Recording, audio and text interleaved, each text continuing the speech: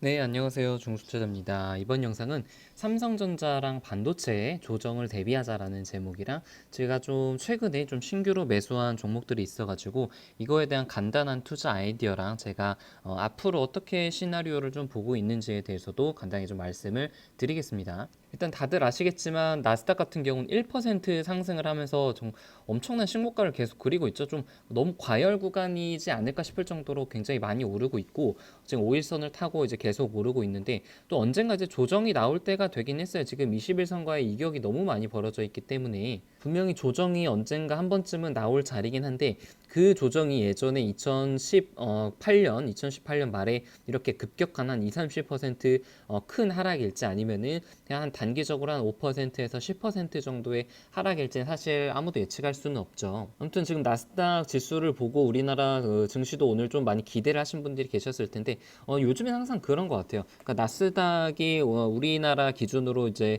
다음날 새벽에 열리잖아요. 근데 보통 우리나라 지수가 나스닥이 오를지 안 오를지 미리 선 반영이 되고 그 다음에 그 나스닥이 오른 것은 다음날 한국 증시에는 영향을 거의 못 미치는 거죠. 그러니까 예를 들어서 어제 같은 경우 우리나라 한국 증시가 0.8% 정도 강하게 상승을 했잖아요. 그래서 나스닥도 이거에 영향을 받아서 이거에 영향을 받은 건 아니죠. 우리나라가 선 반영이 된 거죠. 우리나라 지수는 이게 미리 선 반영이 되었기 때문에 선물 지수가 올랐기 때문에 지금 장 초반 시초가는 0.6%로 많이 오르긴 했지만 결국에는 한 0.1%로 거의 이제 강보합권으로 끝난 그런 모습이죠. 그래서 지금 뭐 요즘에는 그렇게 미국 증시가 올랐다고 우리나라 증시가 올랐다기보다는 오히려 미국 증시가 조금은 떨어지거나 아니면은 그 약보합 정도가 돼야 우리나라 지수가 좀 오르는 것 같아요. 그래서 아무튼 코스닥 지수도 지금 0.2%좀 올라가지고 그렇게 뭐 나쁜 모습은 아닙니다. 괜찮은 모습이었어요. 그래서 반도체 삼성전자는 오늘도 0.9% 오르긴 했는데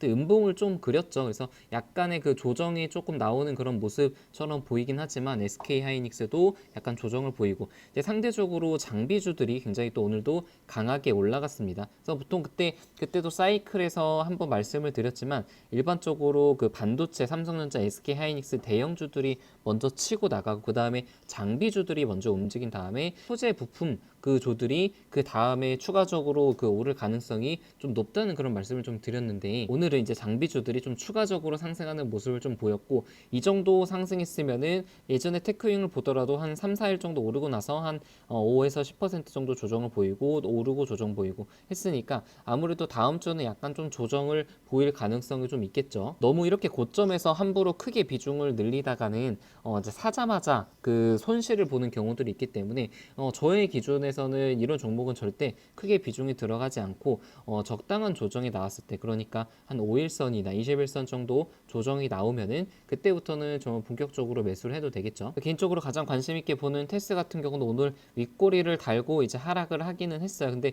워낙에 지금 상승 모멘텀이 강하고 2020년에 예전 2017년 정도의 실적만 나와주게 된다면 이때 고점이 이제 4만 원대였으니까 실적만 예전처럼 나와주게 된다면 당연히 4만 원까지는 무난하게 오를 수가 있겠죠. 그래서 제 생각에는 지금 반도체 사이클이 워낙에 강하기 때문에 지금 5일선이나 21선부터는 조금씩 분할 매수를 해도 되지 않을까라는 그런 개인적인 생각을 가져봅니다. 그래서 사실 제가 이제 12월 30일에도 캡처한 그런 기사를 보면은 반도체 업계에 대해서 그 투자가 굉장히 많이 진행될 것이라는 그런 기대는 솔솔 그때부터 풍겨 나오고 있었어요. 그러니까 반도체 생산 증가량도 2019년에 비해서 2019년이 사실상 굉장히 이제 급감을 했죠. 근데 2020년, 2021년 굉장히 많이 증가를 하면서 반도체 장비 투자도 진행이 될 것이라는 것은 사실 좀 기사에서 그 분위기가 좀 풍겨져 나오고 있었단 말이에요. 그리고 앞으로 이제 5G가 상용화가 되면서 어떤 핸드폰, 5G 핸드폰에서 발생되는 그런 수많은 데이터들 그리고 그 데이터들을 이용한 빅데이터, AI, IoT 등에 의해서 반도체, 특히 이제 메모리 시장이 굉장히 파이가 커질 것이다. 그러면은 삼성전자 그리고 삼성전자에서 투자를 하는 장비주들이 굉장히 수혜를 받을 것이다라는 거 제가 연초에 영상을 올렸었던 반도체에 대한 그런 저의 개인적인 생각이었습니다. 삼성전자, SK 하이닉스도 좋지만 그 아래에 있는 그 투자 반도체 장비주들이 사실 가장 주가의 탄력성이 높을 거라는 것도 저의 생각 중에 하나였어요. 또 낸드라든가 디램 쪽에서 그 장비를 공급하는 그런 업체들이 굉장히 수혜를 많이 볼 것이라고 예상은 했었는데, 좀 개인적으로는 그런 어떤 그 시대의 흐름은 좀 파악은 했었는데 그 종목은 정확하게 캐치는 못하고 너무 좀 일찍 팔아버린 그런 면들이 있어서 좀 아쉬운 그런 1월달 좀 상반기였던 것 같습니다. 그러니까 반도체 시황은 그 어느 정도 예측한 반쪽짜리 성공이었다라고 스스로 좀 생각을 하고, 종목은 아쉽게 크게 비중을 실지 못해서 수익은 크게 내지 못한 그런 반쪽짜리 성공이었다, 예측이었다라고 스스로 판단을 하고 있어요. 그래서 이런 그 종목들이 앞으로 더 뭐 10%, 15%갈 수 있겠지만, 이미 가격이 이렇게 많이 올라버리고 그 어떤 호재들이 지금 현재 주가에 미리 반영되어 있는 상태에서는 아주 큰 돈, 그러니까 뭐 한 몇 천만 원, 몇 억 이렇게 큰 돈을 투자하기는 사실 좀 부담스러운 그런 가격대인 것은 사실이에요. 그래서 사실 5G 종목들이 그 반도체 종목들에 비해서 이슈를 많이 못 받고 많이 오르지 않았기 때문에 5G를 비중을 많이 가지고 계시는 분들은 상당히 좀 소외감을 느끼셨을 수도 있을 텐데, 절대 그럴 필요가 없다고 생각을 하는 것이, 아직 5G는 그 반영될 이슈들, 그러니까 예를 들어서 반도체 같은 경우는 뭐 삼성전자의 투자가 이제 2배 증가한다, 그런 이슈들이 막 반영이 돼서 주가가 오르고 있는 거잖아요. 근데 사실 5G는 어떤 그 2020년에 다가올 이슈들이 아직은 반영이 되어 있지 않은 상태이기 때문에, 물론 지수가 하락을 하면은 같이 어느 정도는 좀 하락을 할 가능성이 있겠지만, 앞으로 다가올 이슈가 반영이 덜 됐다는 측면에서는 지금 현 시점으로는 더 기대할 수 있는 상승률이 크다는 것이 개인적인 생각이에요. 그러니까 뭐 미국 같은 경우도 앞으로 330조를 투자하겠다, 중국은 가입자 2억 명까지 달성을 하겠다라고 하면서 굉장히 그 5G 전쟁을 사실상 국가별로 선포를 한 거죠.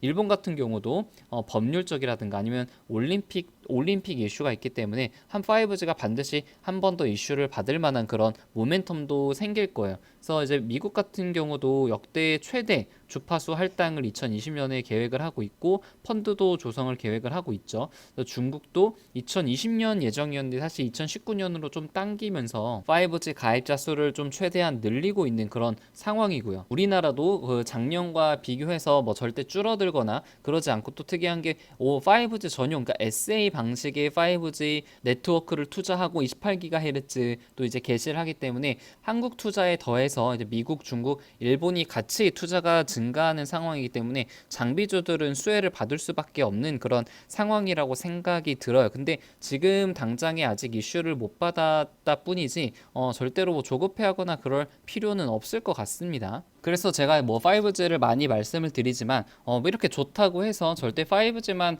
전부 다 올인하는 것은 또 절대로 좋은 그런 투자법은 아니라고 생각이 들어요. 어느 정도는 이제 반도체라든가 전기차, 5G 그런 섹터들도 좀 분산 투자를 해야 되고, 저 같은 경우도 사실 1월 달에 5G는 많이 가지는 않았지만 개인적으로 좀 크게 수익을 본 종목들이 몇 개가 있어요. 그래서 예를 들어서 뭐 바텍 같은 경우는 지금 한 수익률이 20% 정도 되는데, 제가 이 가격에서 사가지고 현재 계속 홀딩 한 번도 안 팔았죠. 그래서 이 가격까지 한 20% 정도 그 수익을 내고 있습니다. 이 종목 같은 경우는 그 치과용 방사선 장비 기계인데 굉장히 PER이 낮고, 지금 해외 쪽 매출이 계속해서 한 30-40% 증가를 하는 것을 제가 이제 보고서라든가 레포트를 통해서 확인을 했었는데, 아직 주가에는 반영이 되어 있지 않아서 매수했는데 운이 좋게 조금은 단기간 안에 크게 좀 상승을 했고, 그리고 뭐 위메이드 같은 경우는 제가 조금 여러 번 말씀을 드렸죠. 그 미래의 전설을 만드는 회사고, 이게 주가가 하락을 했는데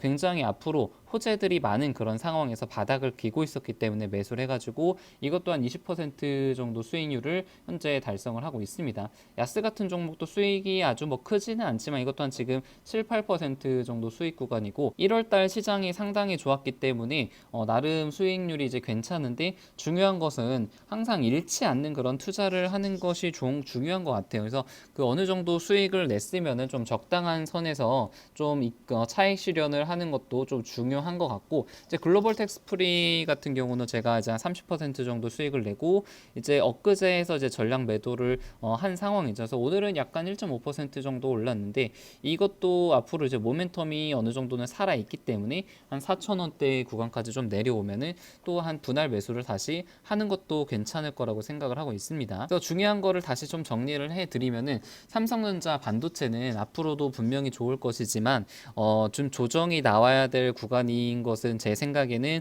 맞는 것 같고, 그 조정이 어딜까지 나올지는 잘 모르기 때문에 적절한 그런 조정 구간에서 좀 분할 매수를 해도 괜찮을 것 같다가 첫 번째고, 5G를 가지고 계신 분들은 조급해할 필요 없다. 이게 그 시간이 지나고 이슈를 받으면은 다시 충분히 상승할 가능성이 높다. 그리고 마지막 세 번째, 너무 한 종목 한 섹터에만 비중을 너무 많이 가지고 있지 말고 적절한 그런 포트폴리오를 섹터별로 좀 가지고 있는 것이 수익률을 좀 안정적으로 끌고 가는데 좀 효과적이다. 이렇게 세 가지를 정리를 해드리겠습니다. 그리고 주말엔 아마 제가 이제 가지고 있는 종목들 그 포트폴리오 이제 수익률이랑 비중, 그리고 제가 좀 신규로 추가로 매수를 한 종목들에 대해서도 간단하게 한번 말씀을 드리겠습니다.